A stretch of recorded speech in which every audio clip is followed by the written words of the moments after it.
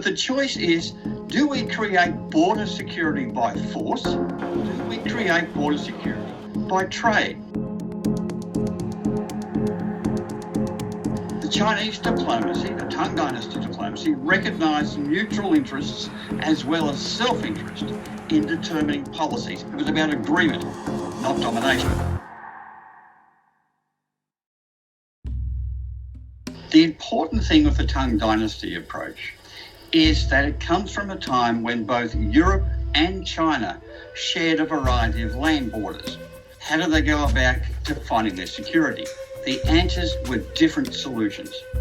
Now, Europe reached a solution where they decided to use force to protect their borders. So war, as von Clausewitz says, is politics by another means.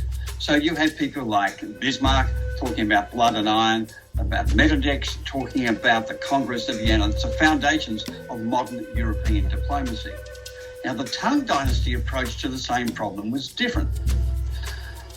They had a more pragmatic view, but countries would pursue their own interests, and they would only look at those interests that they could share with others. So they focused on the points of agreement rather than the points of disagreement. So there are two quite different solutions to the same problem. And you can see this in some of our literature. So, for instance, some talks about having victory without having to fight a war, but von Clausewitz talks about war as a solution when politics can't resolve the problem. So for China and the Tang Dynasty, trade protects borders. The choice is, do we create border security by force, or do we create border security by trade?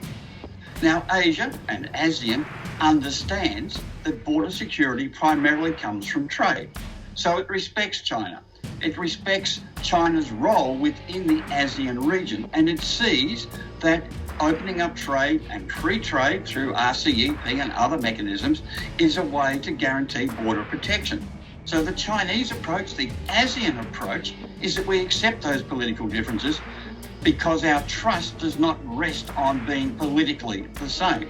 So RCEP, like ASEAN, will accept political differences. The danger for RCEP partners, people like Australia and so on, is that there will be some of those groups who will want to tie politics to trade.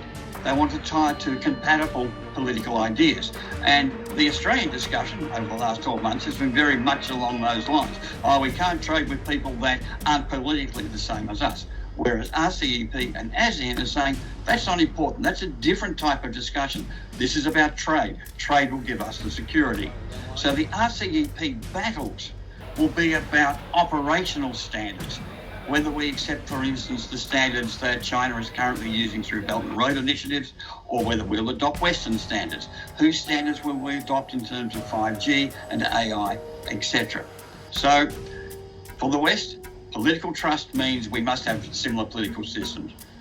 For China and for ASEAN, they say, no, the political differences are not important. What's important is the trade. That gives us the solution.